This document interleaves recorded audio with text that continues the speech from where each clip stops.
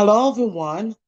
Welcome to another episode of Michael's Corner.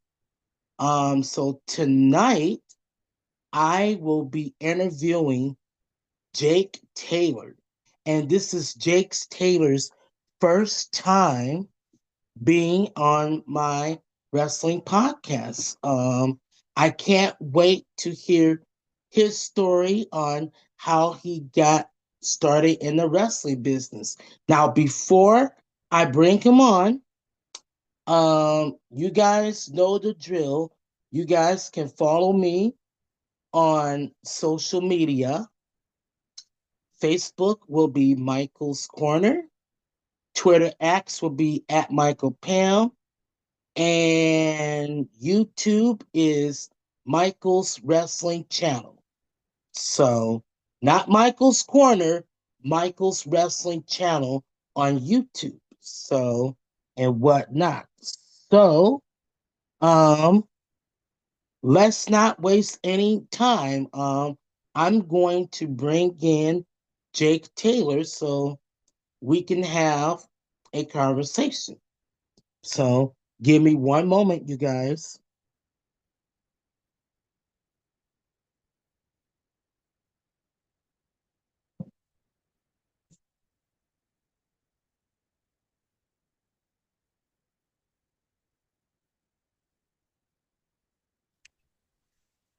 Hello.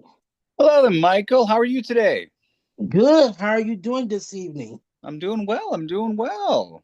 Looking forward to Oh my, talking with you. oh my God. What do you think about this blizzard storm we had last night and this morning?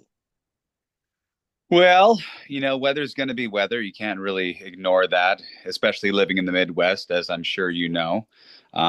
Shoot, we're already into March, but I don't call it quits until about May, really, when I can really look out the window and hope that no snow comes out or no nasty weather comes out. So, it's just part of the course, sort of living in the Midwest, the Minnesota, North Dakota, Wisconsin area. So, yeah, weather's going to be weather. You can't do much about that except for try to do your best to bundle up and make sure you have enough provisions at home to stay nice and safe. Yes. Yes.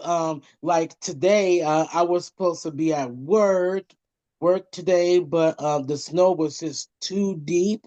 So I just had to call in and whatnot because like nothing was operating because public transportation got it canceled everything, Yep.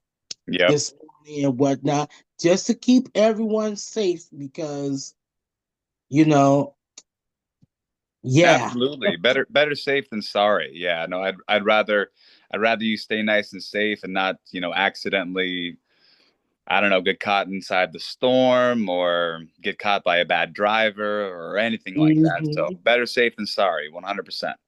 Yeah, yeah. Yep, safety is number one. So, let's get on to let's get on with the show because I got some questions to ask you because this is your first time being on Michael's Corners. So, Yes, sir. and and I know you talked about this on Indie Talk with Jesse and Jaron, but now I just wanted to ask you the same question on how did you get your start in wrestling so that my audience can know. Absolutely. Well, I've always had a connection to physical sport.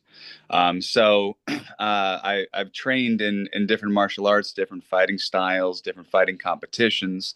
And I also enjoy the entertainment aspect that comes to those different sports as well. Um, I guess the light bulb moment happened when I was watching wrestling with a friend of mine, and only about in 20, oh gosh, I'm trying to think now. 2008, around 2015, I want to say. Mm-hmm. Um, it was when the Rock came back for the first time and like really surprised everyone. And then went to have a match with John Cena, and then once in a lifetime, and then they did it like the next year, twice in a lifetime. I think that's when it happened. Regardless, what happened is every once in a while I'd go and hang out at my friend's place. We're big movie buffs. We love martial arts movies and fighting movies, action movies, movies of all kind, honestly. But those are really fun to digest. And he used to watch wrestling Monday Night Raw a lot, and it was always on the periphery of my growing up as well. But I never really got into it too much until that day. For some reason, I was sitting on his couch and we were watching, and I was aware of Dwayne Johnson because, again, I enjoy him in the movies that he created, even though I knew he came from the wrestling world. Um, and we were watching, and I was watching a match that John Cena had. I can't particularly even remember whom he was facing, but I remember watching it and thinking to myself, I think I can do this. And then it was just a matter of finding a trainer and figuring out how to get into that world. A couple of years ended up passing in the process. I still kept up with different training styles, martial arts, different modalities as far as like lifting, weight training, calisthenics, things like that. And came to find out that a name from the past was in the area of in North Dakota in Fargo. Pat Tanaka was in the area, and he was starting up Tanaka Productions, training up and coming wrestlers. And so I decided to send him an email because that was his form of contact at the time, and I got a response back like right away saying, "Yeah, sure, come on over to this boxing gym that we're working out of, and we'll check it out." And then I ended up meeting him and did a little bit of work with him. He sort of got my background. We sort of exchanged those pleasantries, and then we got to work and we started working on the basics of professional wrestling, understanding grappling techniques, groundwork, things like that. Um, and yeah, that's sort of how it all started. Getting trained by Pat Tanaka, famous through the AWA, Bad Company, him and Paul Diamond. And connection with Diamond Dallas Page as well too was their manager at the time. Later on as well, he got called up through the WWF with Orient Express. Mr. Fuji was his manager at the time. He had some amazing matches with Marty Jannetty and Shawn Michaels as well, that I'm sure anyone that looks on the internet or even on the WWE network on Peacock right now, you can find some like amazing matches, tag teams between Pat Tanaka and whomever his partner was, Paul Diamond or whomever it was, and Shawn Michaels and Marty Jannetty with the Rockers. So. And Pat was famous for being a great what inside the industry they call a worker, and he was great at what he did essentially, which was all this ground technique, groundwork, basics, essentially, and then just bringing it to a higher level. And you go back and you watch some of those matches with Pat and with Shawn, and it's amazing the amount of work that they did to get to the place that they did is sheerly amazing. Just great athletes, great performance artists, great wrestlers. And so I trained under Pat Tanaka, and that was I think that started back in 2018, 2019, I want to say. And Yeah, and then sort of been at it ever since. I mean, 2020 was sort of a weird year for all of us, but Mm-hmm. there were still a couple of shows that happened in the process as well. I ended up getting hooked up through Nick Dinsmore, had a promotion down in South Dakota at the time, so worked with him a little bit. Ended up working a couple of promotions in North Dakota. Ended up working a couple promotions in Montana, a couple promotions in Minnesota. So yeah, how I got Mm-hmm. started was I reached out to a wrestling trainer. That was Pat Tanaka, and still stay in contact with him today. He's doing good. And yeah, that's how it all started, I suppose. Yeah. So wow, what a story, what a story you had. So how did you feel, so how did like Rudo's Promotions get in contact with you and whatnot? Then how did you start wrestle for them? Oh, it's a funny story, but a lot of times, um, so when you're working as a professional wrestler on the independent circuit, a lot of what you have to do is you have to reach out to different promotions, and see if they have anything open. A lot of times you have to make yourself available to them and uh, uh, uh, be essentially just be available, be there to do anything that helps the show out. Sometimes it's just setting up the ring, sometimes it's setting up chairs. Um, Sometimes it's helping sell tickets, promoting the show. Obviously that's one of those things that you always want to do as a talent, is promote the shows to get people out there. But with Rudo's Promotions in particular, had a couple of connections with a couple of the other wrestlers that ended up working through Rudo's, and they told me to come on out one of these days and introduce myself to the promoter, the owner, and um, let's see what happens, type of thing. And it was one of those situations where, again, I showed up, just wanting to make myself available, wanting to help the promotion in any way that I could. If that was just, setting up chairs, if that was setting up the ring, if that was helping sell concessions, if that was, anything, just making myself available that first time.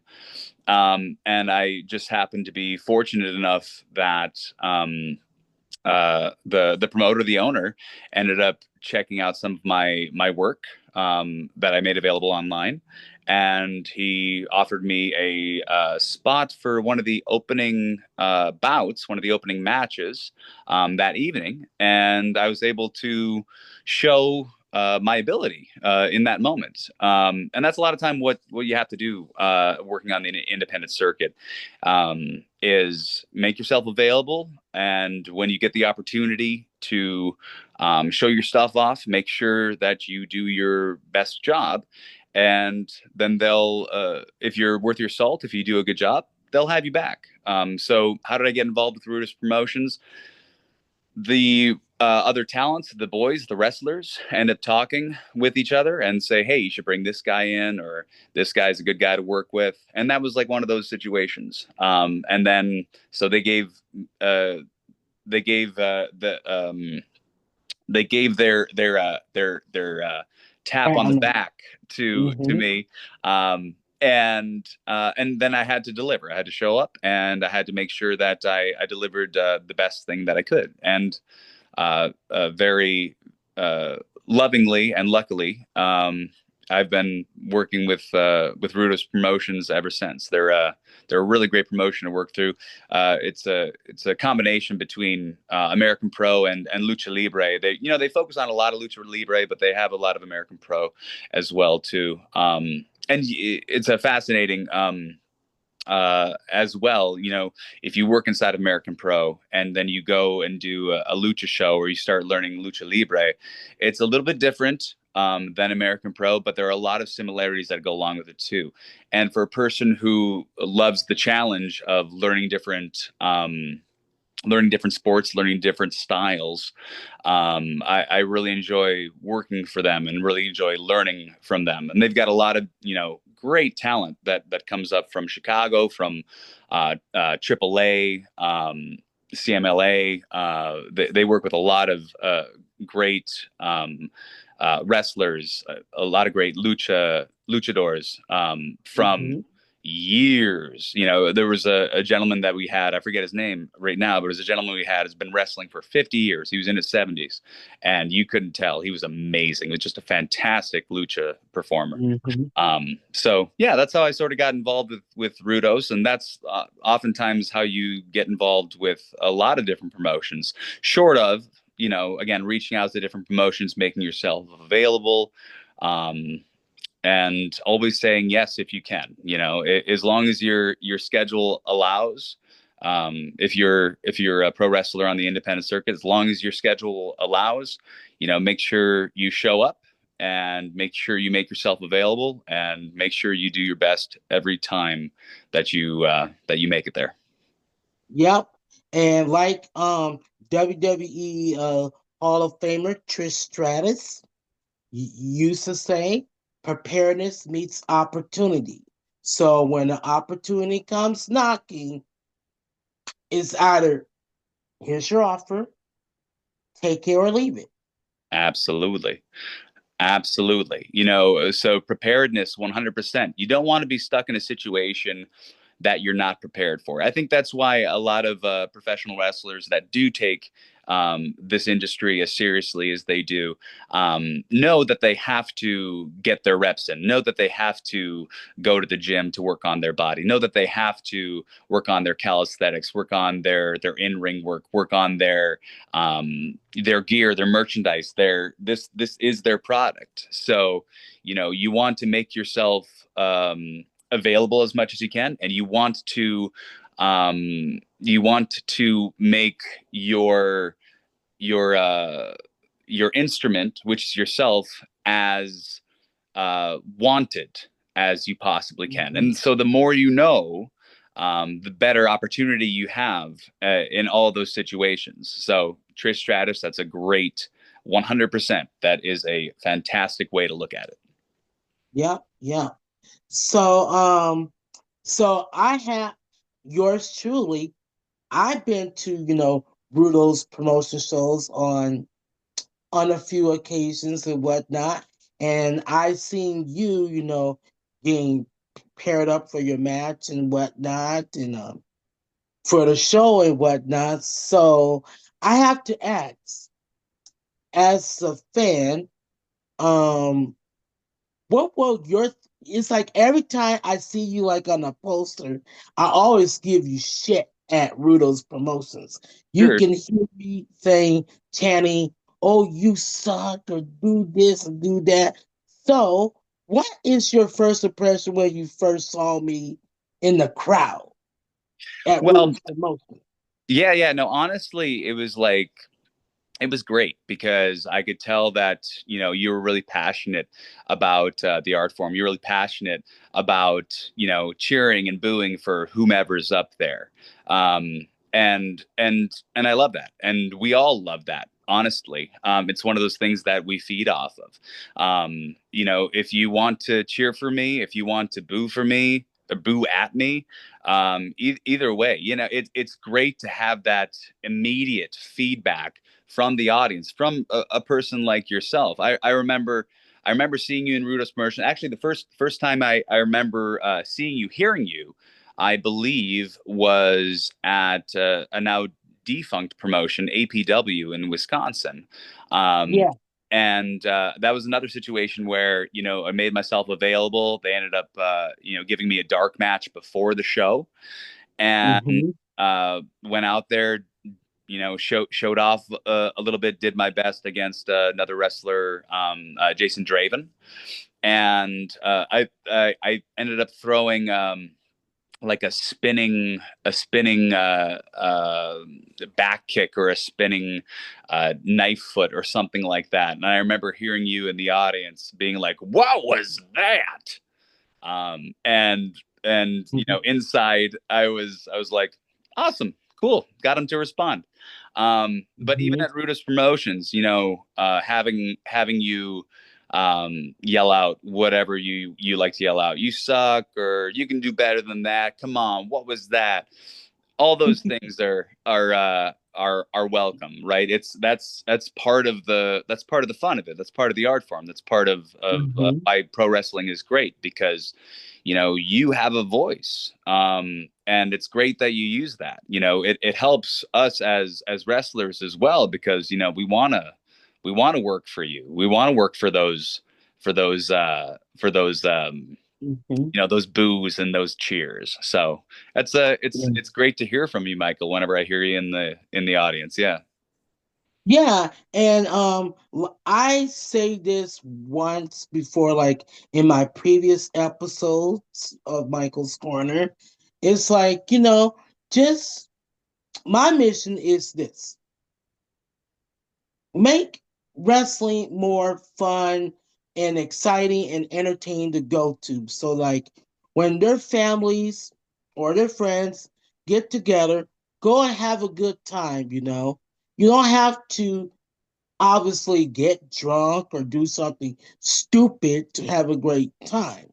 I'm going to show you how to have a great time, without all the drinking and whatnot. And you could cheer, boo, heckle at the wrestlers, but I tell them be careful of what you say because you never know. There might be kids around, and that's what now I'm learning how to be careful of where I say or where I chant because like if I chant something that is a little offensive, especially when there's kids around, then I get called they'll call me out on social media and whatnot. And let me tell you, in my 14 years of going to independent pro wrestling shows, yeah, I experienced a lot of that. But like over the years, I kind of fee off of what they have said to me, and I use that as motivation Oh, because it's only going to motivate me even more as a fan. It's like, you know what? If you want to say, like I said, when you're in the business, you also got to deal with politics because at the end of the day, you can't control of what people can say about you on the internet. oh yeah. But what you can control is how you respond back to them. One That, hundred 100%. And that's a great way to look at it too, Michael. Absolutely. Yeah, it's reading a room. It's like, is it appropriate for me to say this right now or not? There are kids present. I probably shouldn't use such choice words, but I can find a better way to say that thing that I want to say that doesn't offend these people. And that takes, practice. That takes time. And absolutely right. How the wrestlers respond to those chants, whatever you may end up saying, is also something that's really important. Same thing. I've been in shows where I've had fathers that have said some really ridiculous things right next to their kids, and we're at a family show, and it's even publicized as a family show, and I'll sometimes end up looking at them like, why did you just say that? And you have to acknowledge it, because everyone heard it, but it's how I respond to it as well. Now, if I just hurl that same insults back at you, well, I'm not playing within the rules of the show as well too. I'm mm-hmm, just feeding into it, and I'm adding more negativity to the situation. And mm-hmm, I'd rather flip that on its end and turn it into a positive situation. Whether you say you suck or something a little bit more blue or a little bit more colorful than that. Um, how I take that information and then give it back to you. Again, dependent upon, is this an adult show? Is this a kids crowd? Mm-hmm. Everyone getting into it? Did everyone just get really quiet because they thought that that was really inappropriate? It's really reading the room and finding the best way to keep that energy and that entertainment going. Um, Mm-hmm. and I can definitely see it from a fans or an audience perspective as well. So that's very astute of you to make that connection. Yeah. Yeah. And it I've been to shows a lot, especially the shows in like Rice Lake, Wisconsin. I went to one of the shows, and this was 5, 6 years ago, actually several years ago. I went to a wrestling show in Rice Lake, Wisconsin, and I went to this one wrestling promotion is now is defunction or no longer in business. I went to the show in Rice Lake, and I won't mention the name or whatnot. Actually, I take that back. I went to a wrestling show in Hopkins. Okay. It was IWI, so internet. I think it's Independent Wrestling International. I Okay. could be wrong. Um, it was a show, and whatnot. I was sitting down in the audience, and I heard, and don't quote me.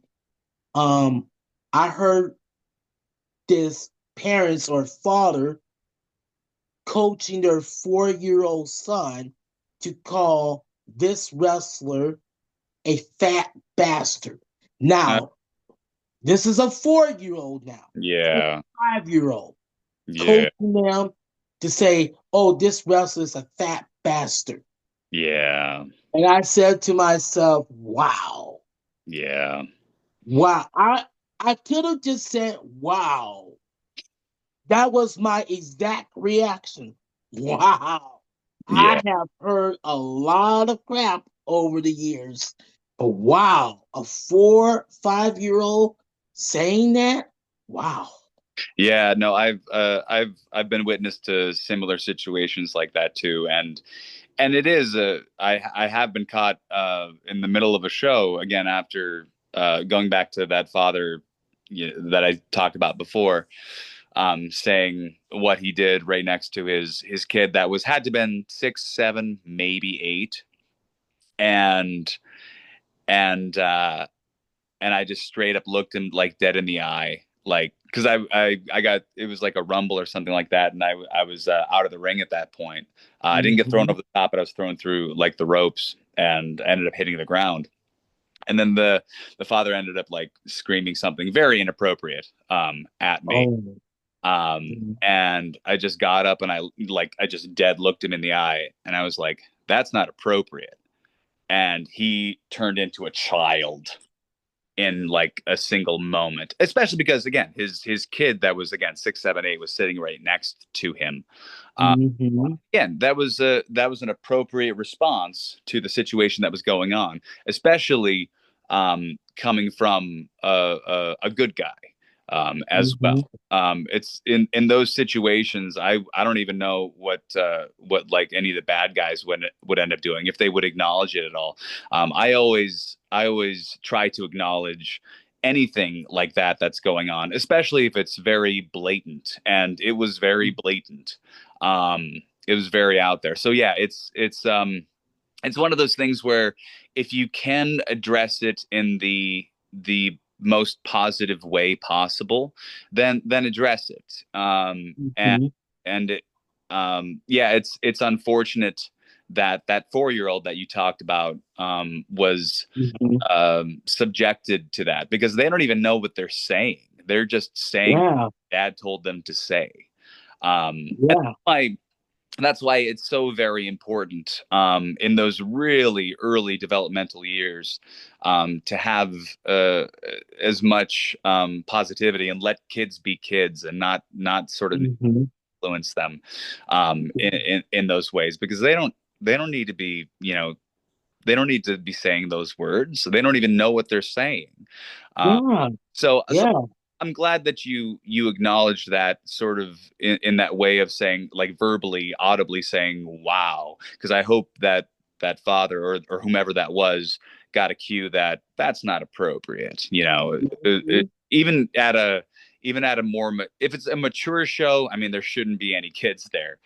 More like death match wrestling or Yeah. something that's more bloody like that. Um, Yeah. but for regular pro wrestling, family shows is like that's not appropriate, and it needs to be acknowledged in the moment. You don't need to humiliate Hmm. the person in the process, but it Hmm. does need to be acknowledged that that's not appropriate. And sometimes they'll fight back, they'll chirp back, and you have to be Hmm. ready, as a talent to be able to follow up with what's going on. Hmm. The thing about pro wrestlers is, we're, for the most part, at least the better ones, are good at thinking on their feet and good at thinking of Hmm. what to do next, and how to help that situation. Hmm. So, and that's always going to happen, no matter where you're at. There's always going to be some guy out there that's just sort of ruins it for everybody, or could ruin it for everybody Yeah. if we let them do that. Hmm. So yeah, it's unfortunate. I'm sorry that happens, but it does, and you just have to sort of roll with the punches. Exactly. And I'm glad that you brought that up too, because, like, especially when wrestlers are new into the business, Yeah. it's like when a fan cheers you or boos at you or heckles at you, you gotta be able to respond back to the fans. Like, you know what? Is that's just what's wrong with some of the new talent, that don't know how to respond back. It's like if I'm cheering you, booing you, or heckling you, or saying things to get under your skin, what I'm doing is I'm wanting up against you, so that fans can follow through and boo you. So you gain a reaction, you know. And if you don't get that reaction, then you're doing something wrong. Oh, absolutely. Yeah. You need to upper, then you need to upper your game Yep. even more Yep. because you want that reaction. Because if you don't get that reaction, can you I can't even imagine. It's like, what do I have to do? It's like, damn it. What do I have to do to get a reaction?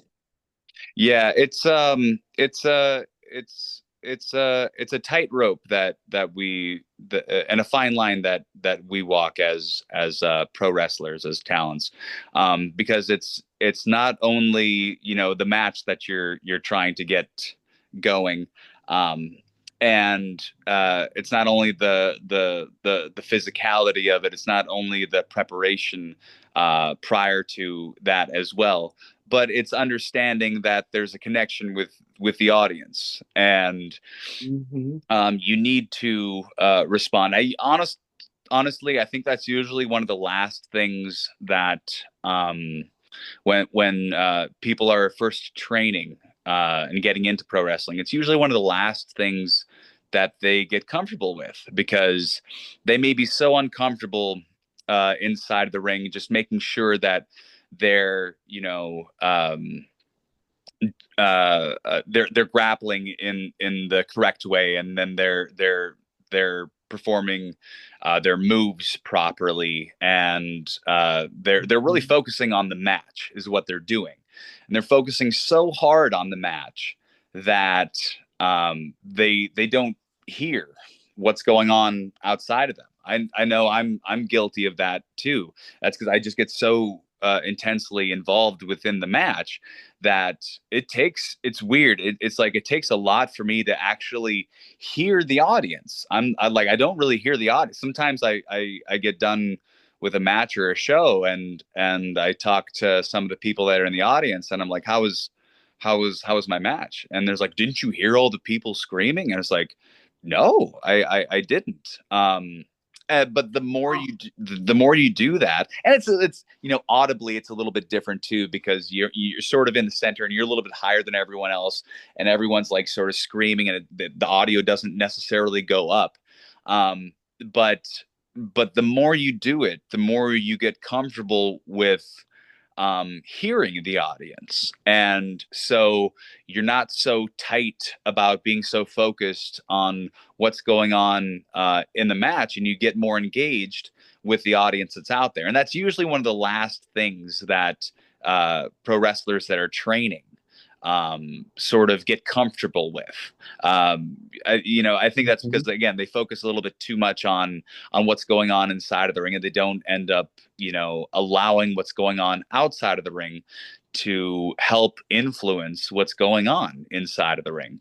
But yeah, you're Mhm. absolutely right. That's usually one of the last things that pro wrestlers get comfortable with. Usually, I mean, there's always exceptions to the rule, of course, um, Mhm. but I feel like most people, especially that start on the independent circuit, are just so nervous about trying to do a good job inside of the ring that they lose sight of the audience, which is there to cheer you on or boo you or whatever it may be, to be entertained. So yeah, Mhm. you're absolutely right. That is a thing that is difficult to do, but I think with repetition and with time, um, the pro wrestler, the talent gets more comfortable, and then they start letting that in more and more and more. And you really do have to focus on listening to the audience on what's going on, and hearing the you suck, or come on, do that over here, or get up, you can do Mhm. better, or you're better than this, Mhm. whatever it is. You really have to draw it all in, not just focus on the moves. I know a lot of people focus on the moves, whatever the moves are in pro Mhm. wrestling.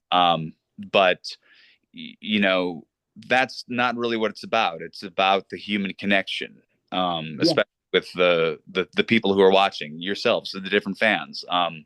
That's Mhm. where you really start, making some magic, is once you have that connection. Moves are great. Don't get me wrong. I mean, I love throwing a suplex. I love um, uh, doing some mat wrestling. I love the physicality of it.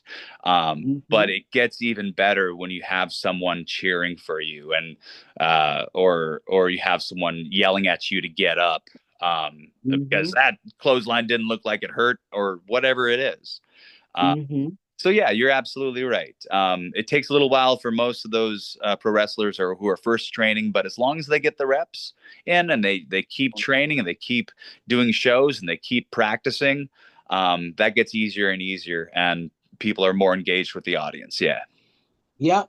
And let's not forget about the storytelling during the match either. So let's bring that up too. Storytelling, if you could tell a good story during, like, if you're in a rivalry with someone, you got to be able to tell a story, cuz that's I'm focusing on. Not just the moves, but the storytelling. And let's bring that up because that will get the match going and get people more interested in your matches and whatnot. Oh, 100%. I mean, you have to give people something to care about. And that's usually where I get lost with the the the The storytelling. well, the different companies that are at the higher echelon, the WWEs, the NWAs, the AEWs, the New Japan Pros, all Mm-hmm. those. When I'm not engaged, it's usually because I don't the whichever performer, whichever wrestler hasn't given me a reason to care about whatever they're wrestling for, or why ever they're wrestling, or whoever they're wrestling against. And some of that is, if I'm jumping in the middle of a feud that's been going on for a month right now, well, and they're not telling me why they're in a feud, part of that is on the production company that they're working for, whoever's booking them, to help remind the audience why they're in a feud or why they're fighting each other, and that helps you get more engaged for why this person hates this person. So the storytelling aspect that's involved with that is very important, but usually you can point it back to, um, do you care about these people, and why should I care about these people? That's usually when I get disengaged from something. Is like, I've got no reason to care about these people, or they haven't given me enough to make me want to care about them. And if you Mhm. care about them, then that story just like flows nice and easy. But if you try to force a story, I mean, even look at, if you go to WWE and you look at like Roman Reigns, for example, years ago, Mhm. trying to push him in a way that just wasn't comfortable to the audience. And you couldn't really pinpoint why it wasn't working, because he was doing all the right things, and he was playing all the right notes, and he was saying all the right things, but the audience just wasn't getting behind him for whatever reason. And Mhm. it's just because we couldn't find something, I think, to connect with, to care with. And there was a whole bunch of other stories that were going on at the same time too, so you have to put that into to factor. But it wasn't until he went away for a little bit. Mind you, he did have some health issues that went on, but he went away for a little bit. That the fondness grew from that, and then when he came back, they, I wouldn't say went back to square one, but they started building that. Why do we care about this character? And they did it over a long period of time and made a lot of people invested into him and to the rest of his family, and then created the whole bloodline story. Yeah. That's a fascinating way as well too, to get people engaged and care about. And Mhm. lineage in general is huge to a lot of people. Where do we come from, and how can we keep that lineage going? So Mhm. even if you look at like Roman Reigns and that situation, you could tell he was super talented. You could tell he was super athletic, but something just wasn't connecting yet, and it took a couple years, and eventually it started to connect, and then people started caring, and then now it's like he's at the top of his game right now. I mean, even Cody Rhodes had to go away from WWE for a little bit. He had to wrestle on the independent circuit. He had to create his own wrestling company, and then hand it off to other people, and then come back to WWE for people to care as much as they do. Prior to him leaving WWE, he wasn't that popular of a of a wrestler. He wasn't that popular of a character. He wasn't that popular of a person. But give him time, let him go work on the independents for a little bit, learn a new hold, as they say inside the industry, work on his craft. He built up a company, AEW. He just like his father, he's able to sort of do all of the tasks of production, as well as being a pro wrestling talent inside of the ring. And eventually that brought him back to WWE with the help of Bruce Pritchard, and then they're pushing Cody now because people care. Mhm. He gave us a reason to care. Where with his Stardust gimmick, it just, well, I don't really know why I should care Mhm. about you.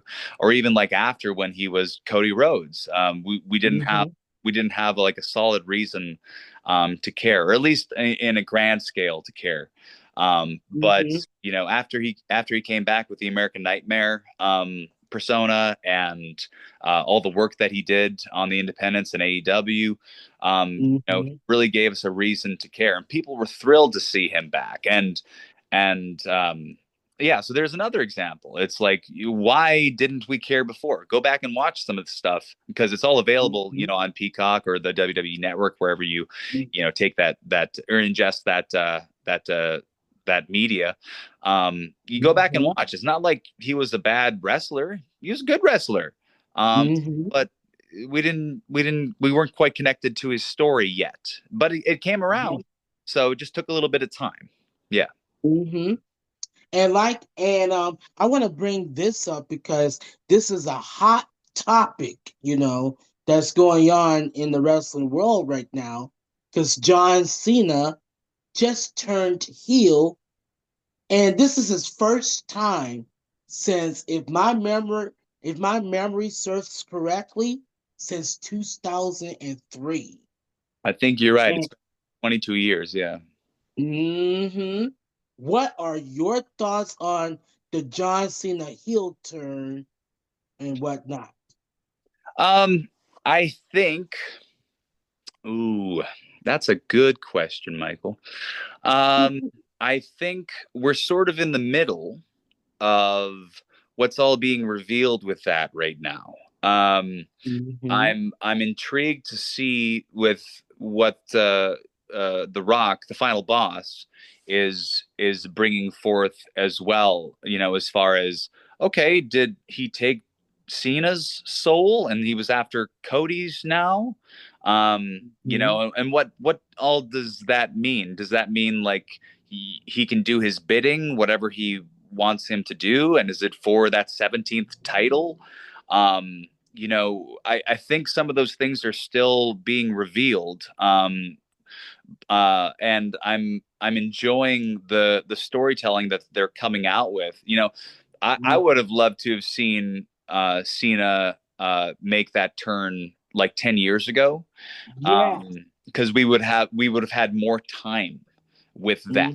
Hmm. You know, and as it is with the way that it's turned right now, we know that John isn't going to be, you know, being an in-ring performer, you know, 300 days out of the year, or you know, twice every week on SmackDown Hmm. and Raw. So we don't get to see that evolution of that heel like character. Hmm. Um, so, with that said, you know, that's like crying over spilt milk. You can't really get mad about that. Yeah. So I'm really excited to see what comes of that. And Hmm. it but there's also that part of me that would have liked like Undertaker's streak for it to not be Hmm. broken. You know, same thing with John Cena. There's that part of me that would have liked to have for him to retire and always be a baby face. Um, Hmm. but again, they're the music makers right now. I'm really excited to see what they're going to create for us, and I'm really excited to see John Cena work as a heel, because, like you said, he hasn't done it in 22 years. Now I 22 know he years. can, but Yeah. it's still going to be exciting to see what he does and how that shakes out. And okay, obviously Hmm. they're going after Cody. Okay, how much is The Rock going to be involved? And again, what does the whole, you know, I want your soul thing, what does that all entail? Yeah. What does that mean? So yeah, I'm intrigued. I'm excited. I'm really looking forward to whatever payoff is coming down the bend. Yeah. Hmm. Yeah. Wow. So, wow. Like I said, I was, when I saw now, I didn't see the pay-per-view like last Saturday because I was at the Rudo's Promotion wrestling show and whatnot. Right. Um, I did get the opportunity to see the pay-per-view like Sunday, this past Sunday. Right. Um, and when I seen, well, actually, I take that back. I seen like video clips of John Cena turning heel, and I was I took like an Uber and Lyft back home and Oh, watching that or, video, and yeah. I saw that John Cena turned heel. I was like, what the heck? Yeah. Thanks, internet. Thanks for ruining it for me. Yeah. Thanks for ruining it for me. And I was like, oh, I was just so surprised. I was trying my best not to, scream in front of the Lyft driver Yeah. and whatnot because holy shit. Yeah. Right. It's I know. like I didn't see this coming.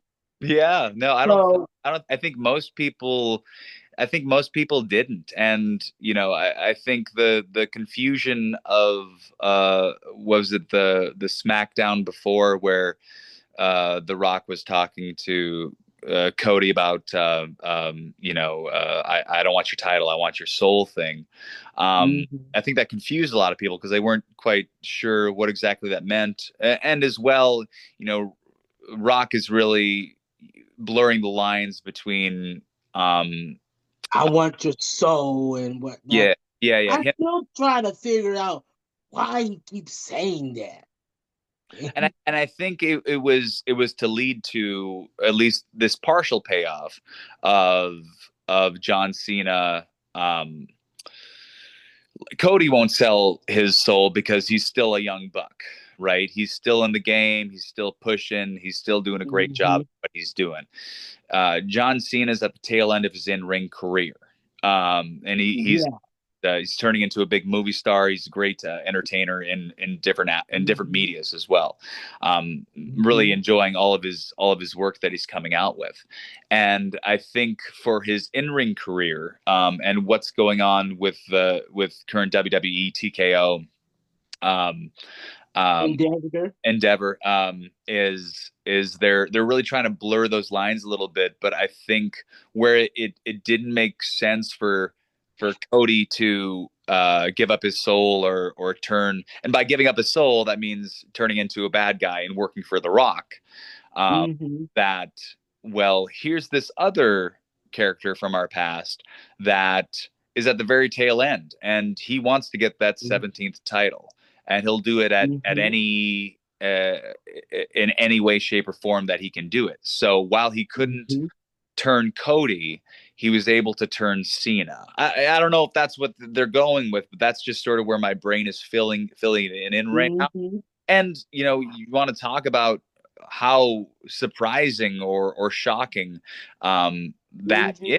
I mean, again, 22 years. The vast majority of his popular in ring career has been a babyface, been a Babyface. good guy, has been he's done more make a wishes than anyone else in the world. He's Mhm. honestly and truly like a kind-hearted, wonderful human being. And so how could you turn that guy into a bad guy? Um, and I'm sure everyone also thought that there's no way because again, he's in his last part of his in-ring career, his regular in-ring career, sort of because he's not wrestling all the time, but only at these big events. But Mhm. it's at this last part, and it's an intriguing idea that even the best of us, sometimes can falter, and even the best of us, need to switch gears in order to maybe accomplish the thing that you wanted to accomplish. And that's why I'm really looking forward to seeing how John Cena is going to respond verbally to everything, and same thing with The Rock, and same thing with Cody. I'm really intrigued to see how that story is going to unfold, and I think it's at least partly going to unfold all the way through WrestleMania, which is coming up right around the corner. Um, Mhm. and who knows? Maybe we'll find something else out that will elongate, will grow that story in another way. And I'm intrigued to see what that is. And so it's, as it is, Cody wouldn't sell his soul to Rock, but sounds like John Cena would, and that's sort of Mhm. an interesting thing to look at. Yeah, Yeah.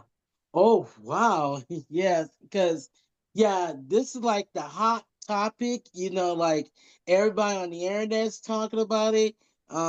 People at my job is talking about it, and my friends from high school they even talking about it because this is like this is like new to them, like we all see like John Cena has been the babyface for the past 22 years. yep, And to all of a sudden make that heel turn so many years later is like, wham. yeah, If you want to make, if this is his last year, you want to kick it off with a bang.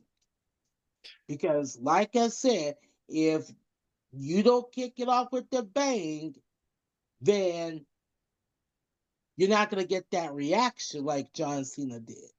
Well, and talk about people, caring. If people didn't care, you wouldn't be hearing about it all the time. You wouldn't the John Cena turn wouldn't have been ruined for you on the internet right away. You know, Hmm.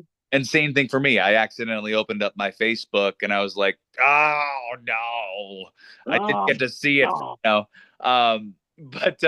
But yeah, I think that's and that's the correct response, right? We should be shocked. We should be, because we care. Here's this best guy in the world, and Mhm. now he's teaming up with this really bad guy. What Mhm. why John, why? And that's, I think, what Mhm. we're all like looking for as well, is the resolution of, okay, or the reasoning why would you do that? Why would you seemingly throw all of that away, all of your hustle, loyalty, and respect? Why would you throw all that away just for a 17th title, just to beat Ric Flair, just to there's a lot of intriguing questions that go on with that I think Mhm. are going to be answered, or at least developed over time, especially leading up to the WrestleMania that's coming right around the corner here. Yeah, Yeah. And only John Cena can answer that question and exactly. answer all those questions, He Absolutely. has to just go on Raw or SmackDown or whatever and explain your actions. It doesn't have to be like I not owe you a damn thing and whatnot. I'ma do what I want to do. And it's like if I have to kick Cody Rhodes in the nuts, then so be it. I'm I'm telling you guys how I feel deep inside. Yeah. Make a Wish Foundation is I think John Cena is tired, you know, tired of doing this, tired of being the poster boy. Now let's change it up to a new character. Yeah. Yeah, no, I think that's a really good insight. He's trying to maybe flip the script, and if you look at some of the roles that he's taking in Hollywood, they're pretty gray characters. They're not all good, and as bad as they may appear to be, like in Peace, was it Peacekeeper? Um, Peacekeeper or whatever. yeah. It's like he's a good guy, but he's a little messed up because he does some bad things, and I think, John's really enjoying living in the gray and living something else that is just, so vanilla, so righteous, so right.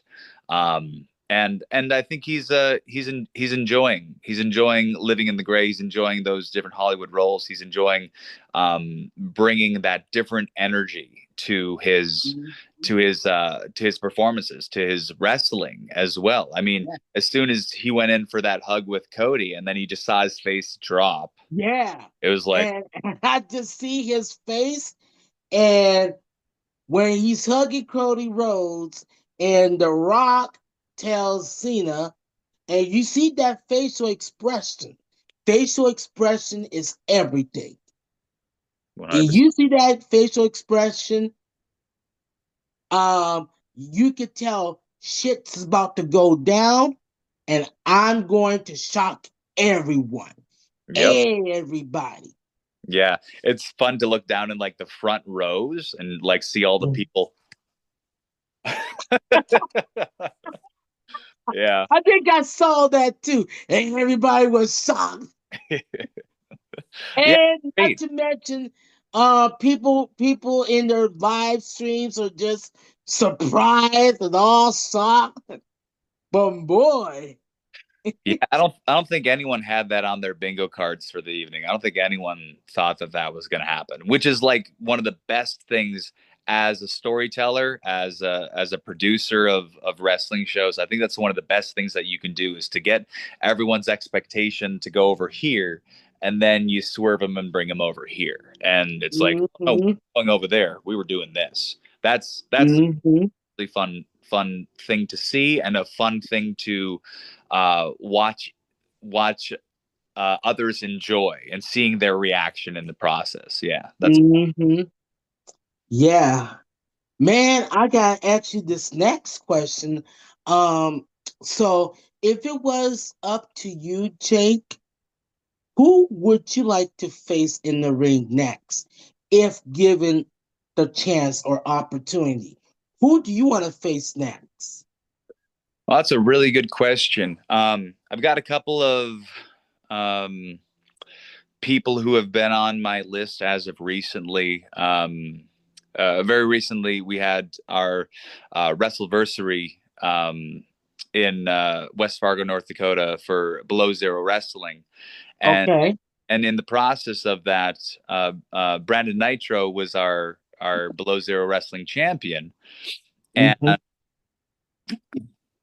Hmm. unfortunately, even with my help, because there was some interference from Mr. Incredible, Brandon Nitro was facing Tommy Lee Curtis, Jack Jesus, and he kept he kept doing some really seedy things. And in the Hmm. process of that, I ended up defending Brandon Nitro against Mr. Incredible, who ended up interfering as well. Um, so I know Mr. Incredible ended up taking my Sub Zero belt, which is like the Intercontinental belt, away from me. I know I want to go back after him and after that belt, but at the same token, um, I can't really let the injustice that TLC, Tommy Lee Curtis, Jack Jesus did to Brandon Nitro, essentially just low blowing him and hitting him in the nuts and pinning him 1, 2, 3. So I think um, I'd love to go after Mr. Incredible. I'd love to go after Tommy Lee Curtis. Um, Oh yes, yeah. I actually know Tommy Lee Curtis. Him, I talk to him like message him every once in a while to see how he's doing. And he's a great guy. Great guy. Anybody who doesn't know Tommy Lee Curtis, he's a great guy. Oh, He's he's a fantastic. Yeah. And and he's been doing this, he's been in the business for a long time too, and whatnot. And he's from Canada, you know. Yep. So I like, to see like guys like him and hot shot Danny Duggan. Oh, one of my all-time favorites. Danny Favorite Canadian wrestlers. Danny would be fun to wrestle with as well. Yeah, Danny's another one of those athletes that I really admire, and it would be fun to work with him as well. Yeah. Yeah, I would actually love to see that because if Hotshot Danny Duggan comes back to Minnesota and you happen to face him like at a wrestling show, you better best believe I'm filming your match and I'm gonna and Danny Duggan is, for those you guys don't know Danny Duggan, he's one of the most outstanding guys I think in the history of the indie pro wrestling scene in Minnesota or anywhere else because he has his he's has he's running his own wrestling promotion, CWE, Canadians Wrestling Elite, which I watch on YouTube from time to time, and he does great work. He's a nice guy. He gives you the best advice of how to how you carry yourself in this wrestling business. So, like, I've been in the biz for like going to wrestling shows for 14 years, been in the business for 11 years, and going to Danny Duggan for some advice. Oh, I'm telling you, he will tell you straight up. You know, Yeah. he Uh, tells you the cans and the don'ts, and 100%. And the more you listen to those veterans, the more that knowledge is passed on to the young up and comers as well. No, Danny is fantastic. He's a great professional, and that's really what it comes down to, is being professional. Tommy Lee Curtis, Mhm. great professional. Danny Duggan, great professional, and they're willing to share that knowledge with people as well, and they have a genuine love and appreciation for the business and for the industry and for the fans. So yeah, they're just upstanding guys, 100%. Yeah, and another Canadian wrestler we cannot forget. I don't know if you heard him or not. Is Travis Cole. Travis Cole also one of the great Canadian wrestlers, and he deserved his flowers as well. Even though that he probably was like, waiting for me to do an interview with him because he's been waiting for the past, I don't know, almost 10 years for me to interview him and whatnot. So I got to get a hold of Travis Cole so we can make this happen because that's like I never got a chance to interview Travis Cole and whatnot, but he's a good guy too. He has some great matches with Danny Duggan too. So naming all these great Canadian wrestlers, and we cannot forget about Rob Stardom. Oh my goodness, great talent. Yes. Great talent. And he also been in the wrestling business for many years and whatnot. And he has a book out, which Oh, I'm currently reading. It's it called um yeah, it's I think it's I forgot the name of it. I should know about this because he has a book out. I'm reading it and I'm almost done reading his book. So I'll be interviewing him after I'm done reading his book. that's So wonderful. yeah. Well, that's great. Yeah, man. Absolutely. And yeah, I'm sure he'll really appreciate that as well too.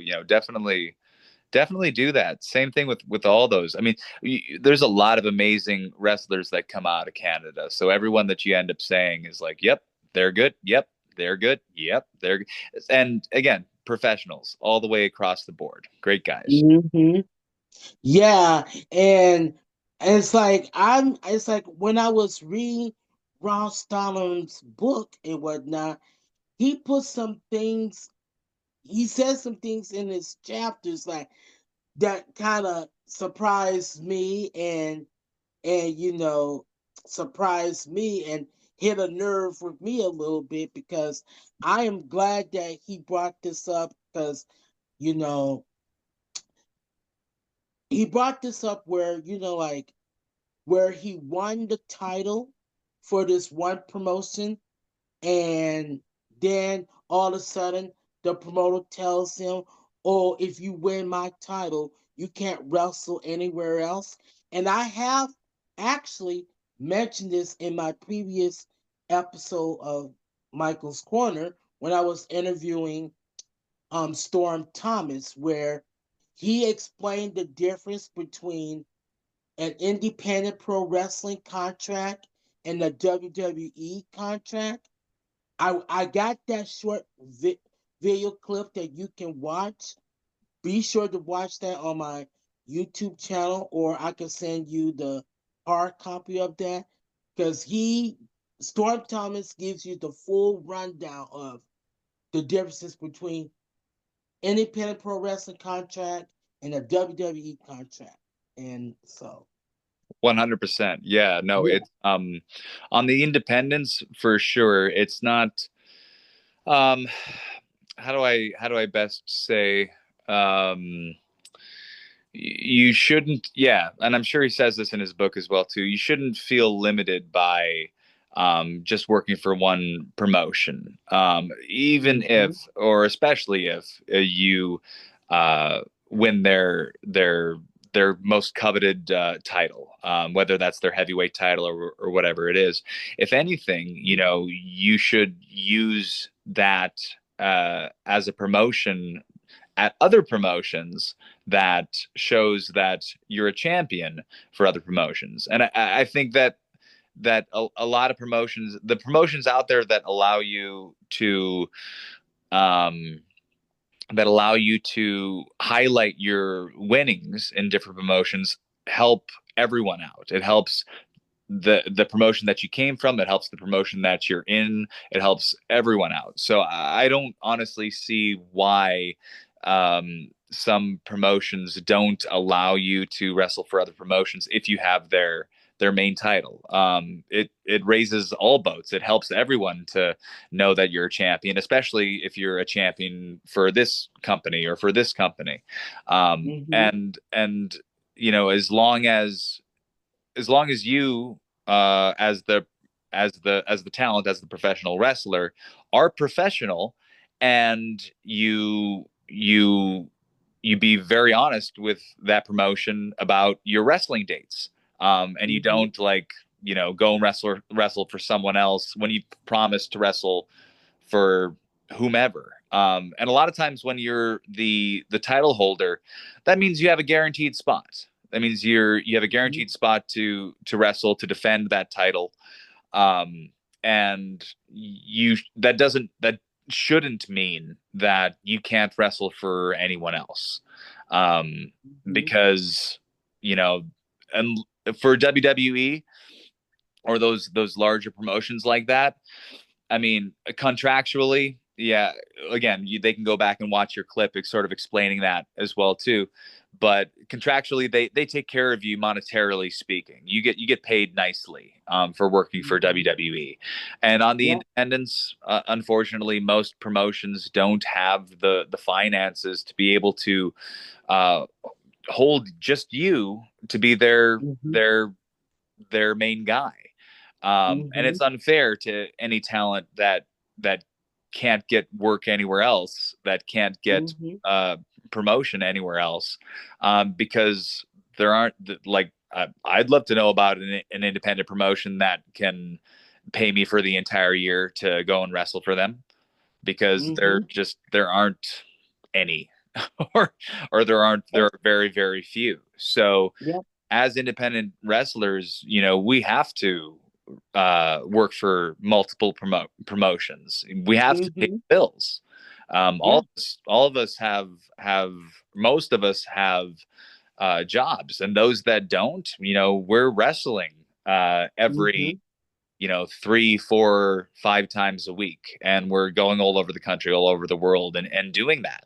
And we have expenses to pay. We've got plane tickets to buy. We've got bus tickets to buy. We've got fuel to buy. We've got food to buy. Yeah.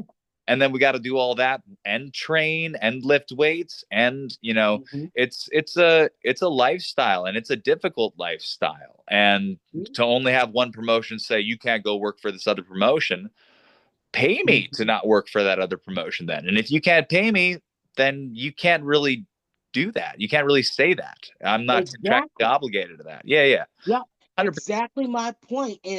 And that's the reason why you you fans needs to understand, realize, and understand that we gotta support indie pro wrestling, because these wrestlers, they, and like I said with Lisa Marie Varon, aka Victoria in WWE, Tara in TNA, Mm-hmm. she even said this, because um I've been on Zoom meetings with her a Sure. few times, and she even said it's so important to go out and support independent pro wrestling, because these wrestlers, they don't make as much money No. as a WWE superstar or TNA star or knockout or Yep. anything like that. And that's the reason why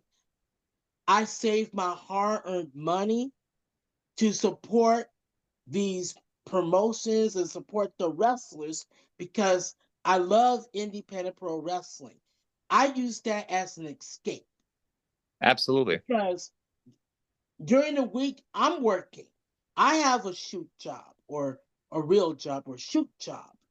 And Yeah. you know something? I'm working 15, 25 hours a week. You know, I Hmm. get tired. I get exhausted. I got my now 70, he just turned 74 this year. I'm Oh, taking care of my father. I'm taking care of my brother. I got to take care of me. I got bills to pay and all of that. And and on top of that, going to wrestling shows. I'm tired, you know, and independent pro wrestling kind of saved me because when my mom and my sister passed away in 2018, it was that worst year of my life, you know. yeah. And independent wrestling saved me. And I got a huge support system.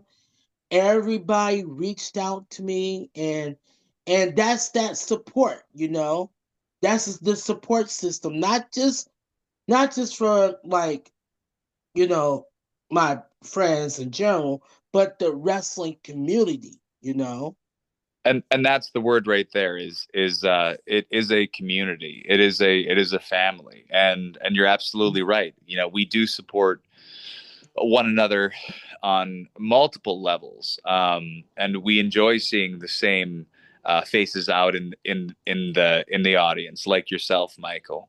And you know, we want to know that you're doing okay. We want to know that we want to give you that little bit of a release, that relief, that fun time, because yeah, you've been working all week and you want to blow off a little steam, or you've been working all week and you just want to be entertained for a little bit. And a lot of these people become, you know, friends by proxy, you know, this community, this family by proxy, because you know, we do care. And it's not to say that the superstars in WWE or AEW or any of those other bigger promotions don't care. They do. They absolutely do. They Mm-hmm. 100% do. Um, but even on the independent scene, you know, talking with Gabe Sapolsky, who ended up who ran ECW and had done some recruiting for the WWE in the past as well too. He's very adamant, you know, saying directly from Paul Levesque, Triple H, that the indies are so very important. They're a pipeline to the future generations of talent that's going on. And Mm-hmm. you know, these talents, these wrestlers have to, you know, work on their craft and get reps in and get better, so that Mm-hmm. when their time comes, when the opportunity arises for them to show their skills off to a higher company, then they get that opportunity and hopefully they can make the most of it. Then they're not only getting paid what they're worth or what they think that they're worth, but now they can make a living out of it, and they don't have to work, Mm-hmm. you know, three jobs to make the rent and then wrestle on the Mm-hmm. well too. And on top of that, they still have that connection to their fan base that they grew up through the indies with as well. Mm-hmm. And don't think that we don't forget that. We do. We love you guys. Yeah. Um, so yeah, absolutely, absolutely. And yeah, and you know, like my love for, you know, indie indie pro wrestling and WWE, you know, my late Uncle Howard, he got me into like in wrestling when I was very small, when I was like a baby, you know. He set me up on a TV screen and we used to just he just watched wrestling all night long. And for me to, you know, living his legacy and doing the same thing, eh, you know, that he once did, I'm keeping his legacy alive. And because, you know, that's all I do is I watch wrestling and don't get me wrong, I still like wrestling, but I also like other stuff, you know. About 2 or 3 years ago, I just now got into, playing NBA 2K20 video games. You know, that keeps me entertained and whatnot because now they got like the NBA and the WNBA. I said, woo, I can live in two worlds. So that's pretty exciting that they they put WNBA into their game so then I can live in two worlds. You know, I love the storytelling, like we was talking about earlier, the storytelling of basketball. Just like in wrestling, I like the storytelling in basketball. You tell a great story, and then all of a sudden, I've started playing. That's the reason why I love about video games. You could tell if you could tell a good story and not make it too corny or whatnot. Oh my God, fully invested in this. So, Oh, 100%. um, yeah. So, oh my God, we could sit here and talk, but I know you got stuff to do and I got stuff to do. Oh my God, this has been like almost an hour and a half. Oh my But God.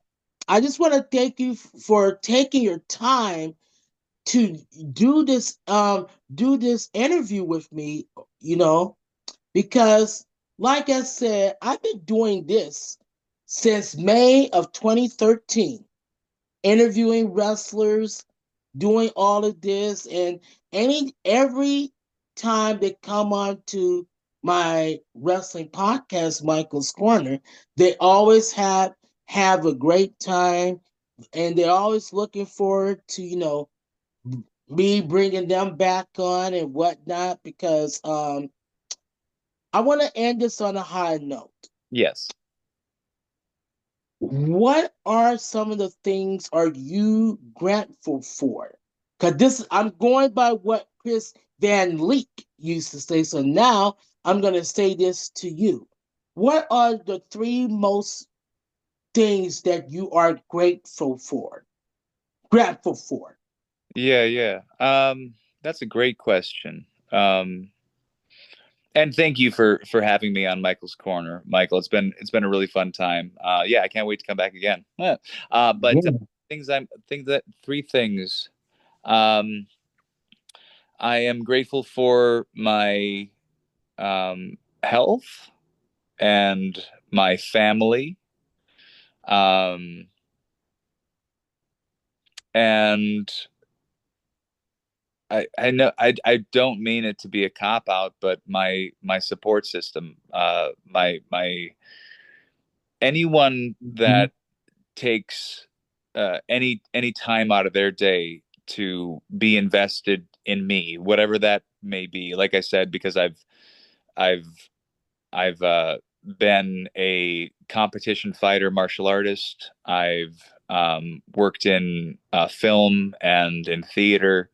Um, I've worked in improv comedy. I've uh, uh, worked in different art forms, art media, and anyone who is invested in me as a product, what I can produce, how I can entertain. I'm truly grateful for. But so health, family, and um, friends. When it comes down to it, those are the things that I think I hold most dearly. Talking about your uncle Howard, was it? Um, Yeah. yeah, it really made me think about one of my best friends, Travis, who Hmm. really got me excited about wrestling, especially in a time when it was on the periphery and I wasn't really paying attention to it, but it was a thing that we could connect on. Um, and unfortunately, Travis, he died a couple years back to a motorcycle accident. Oh And wow. uh, yeah, it's life, it happens. And Yeah. it's very sad. I miss him every day. And Mhm.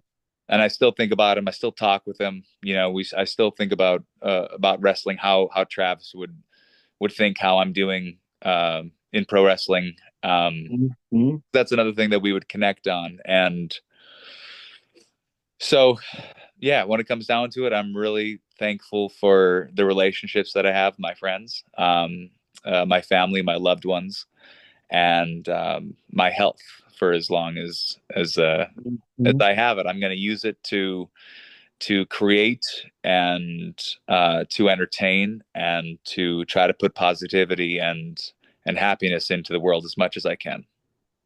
Okay. Thank you for thank you for sharing that with my audience and whatnot. So to end this, where can people follow you on social media? Because I know they're after when I post this episode on my YouTube channel, I think everyone wants to know where can they follow you.